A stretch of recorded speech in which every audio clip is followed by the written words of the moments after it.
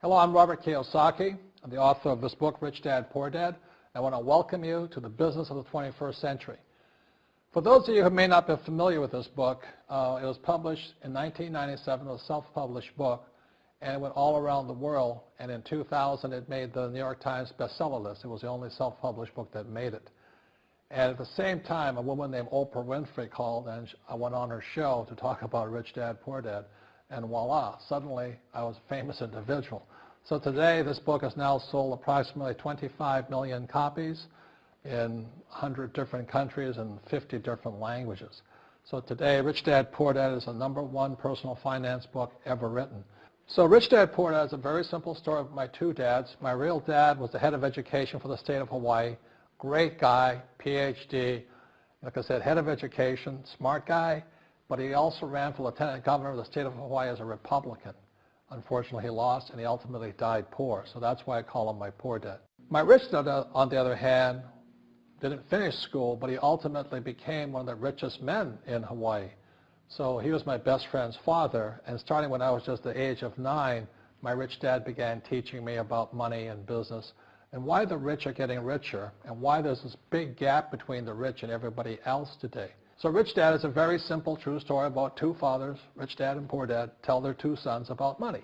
And it was my poor dad always said, go to school, get a job, work hard, and all that stuff. And my rich dad says, you'll never get rich doing that. You'll never be a free man. So that's kind of the differences. But if I would show you a diagram of the differences here, is that in financial education, this is very simply the difference. Because there's no financial education in our school, most people do not understand financial statements. So this here is income, expense, assets, and liabilities. And the reason my poor dad was poor, it was very simple. Because he couldn't read a financial statement because he don't have financial education in school. He was financially illiterate, although a PhD. And my poor dad always said, our house is an asset. And my rich dad said, your father may be well educated, but he can't tell assets from liabilities. So very simply, my rich dad said to me, assets, whether you work or not, put money in your pocket. So when a banker looks at your financial statement, the banker looks at this and says, oh, you have assets and you're putting money in your pocket. And if you look at your house, it's really a liability because every month it takes money from your pocket. Now I can hear people say, well, it's, I don't have any debt on it, but still every month you have insurance, you have upkeep and expenses to it. So very simply, the reason I'm a rich man today was I knew the difference between assets and liabilities. And I get richer and richer because every year I add more assets to my balance sheet here. And so that's one of the biggest differences. And as my rich dad often said to me, he says, son, my banker has never asked me for my report card. My banker wants to see my financial statement, because it's your financial statement that shows how high your financial IQ is. How smart are you with money? If you're very smart with money, the banker will give you as much money as you want because you know how to make money with money. If you're not very smart about money, all the banker will give you is a credit card and a home loan. So those are some of the differences between my rich dad and my poor dad. And if you stay tuned, you'll find out how you too can create assets instead of liabilities. Because if you're going to survive in the 21st century, you need more assets than liabilities. The next thing I want to cover with you is one of the most important lessons my rich dad gave me, and it was called the cash flow quadrant. And what my rich dad explained to me is that there's 4 people in business.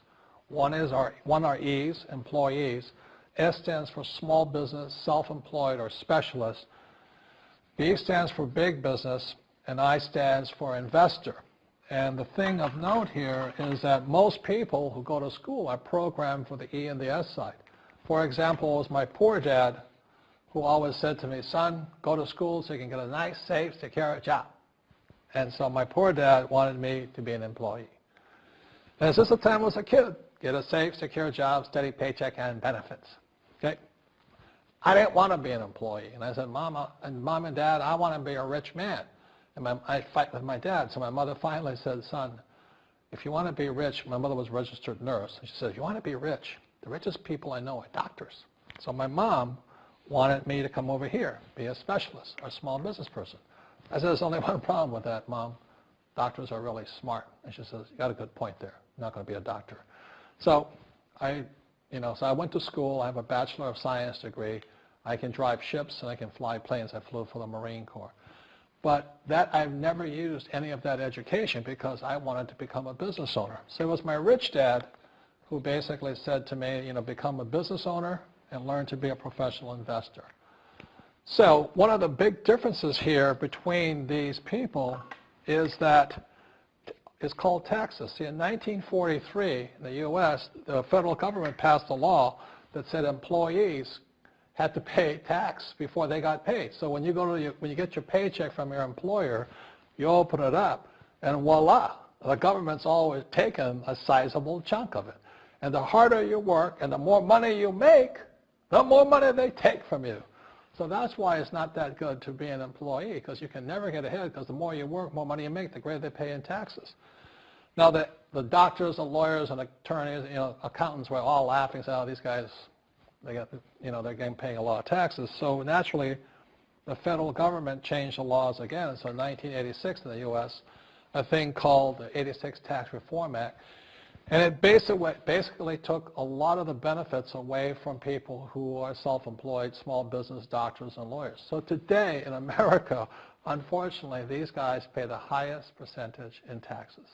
It is tragic. And a lot of people think they're investors, but what they're really doing is they're just giving their money to people like mutual funds, companies, and all that. So they're investing, but they're not really investors. See, the big tax breaks are on this side. The laws are pretty tight here, but this area is very, very gray.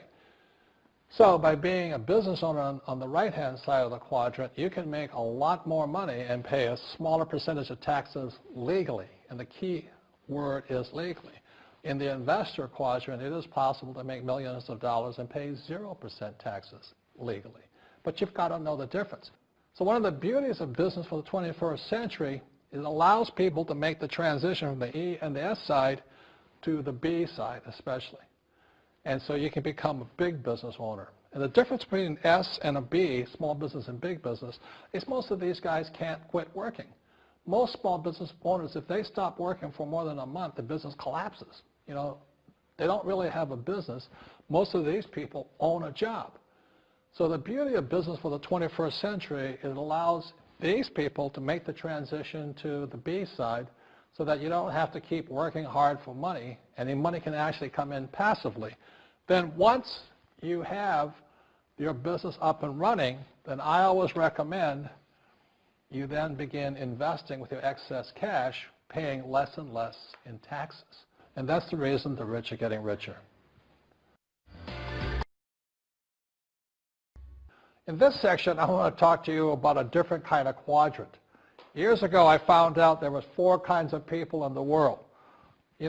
One type are people who must be right. These people know all the right answers. They went to school. They know everything. You can't tell them anything. This is not a good business for them because their minds are too set. Another kind of person is a person who must be comfortable. The house could be on fire, but they're still watching TV, eating a hot dog, watching what's going on in the world. These people are toast because the world economy is not coming back. The world economy has moved on. And people who need to be comfortable will probably be left behind. So the people who need to be comfortable, you probably shouldn't talk to them because you only make them uncomfortable. And they're probably not going to make the move because number one priority is being comfortable.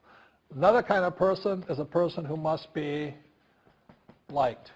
They want to please everybody.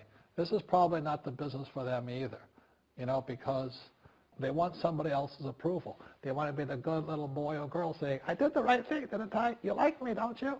And so they'll probably not be successful in the 21st century because they'll probably want to be liked by people who have to be right. And people want to be comfortable. All right, good, be comfortable. All right, you're very right. That's probably being liked. But the business for the people of the 21st century are people who must win.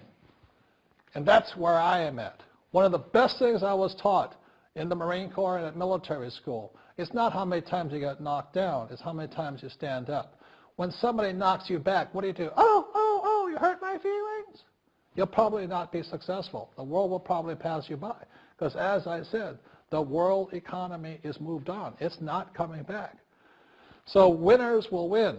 But winning takes sacrifice. Success takes sacrifice. And these are the people who will do best in business of the 21st century.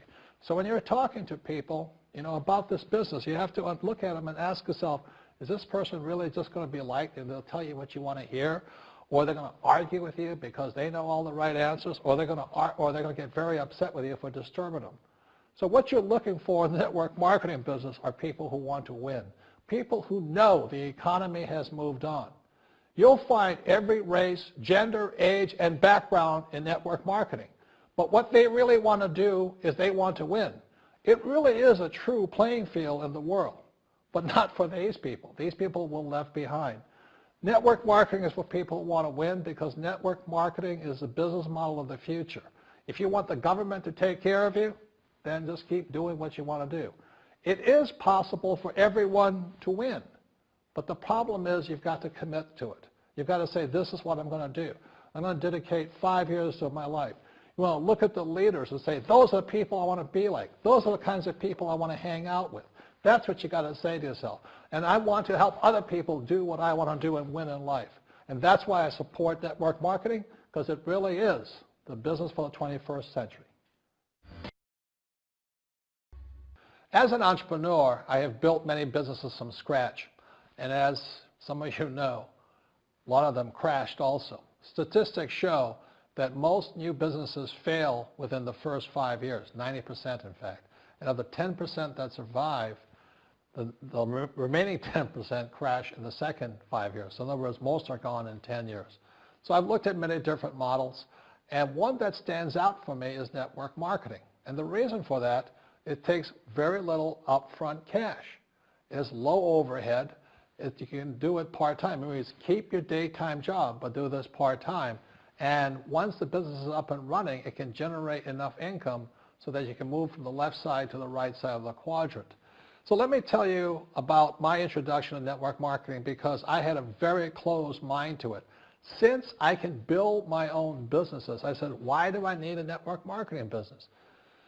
But about 15 years ago, I have a good friend. His name is Bill, and this guy is the best real estate investor I know. He has tons of assets in here. So I said, Bill, why did you start a network marketing business? And his answer was very simple. He says, it's my way of helping people. But more importantly, he says, the reason most people can't invest in real estate is because they don't have a business. They don't make enough money simply because taxes, debt, inflation, and retirement savings are killing them. They cannot even invest. So my friend Bill, who is a professional real estate entrepreneur, he says, I started a network marketing business so the people that worked with me could start their own business and then invest money with him. So with that, I realized then that network marketing wasn't about making money, but it was about helping people to help other people make money so they become financially free. So the beauty of network marketing, I said, like it's very low entry point, doesn't take much money, you can do it part-time. And where you profit is in most big corporations is they spend millions, sometimes billions of dollars in advertising. So rather than give that money to advertisers, network marketing depends on building a network. It's called word of mouth, like you recommend a movie to a best friend. So really, the reason I support network marketing, because it's not about selling. It's about people helping people build assets in the asset columns, becoming business owners, and then becoming investors, rather than going through all of this here, which most E's and S's go through.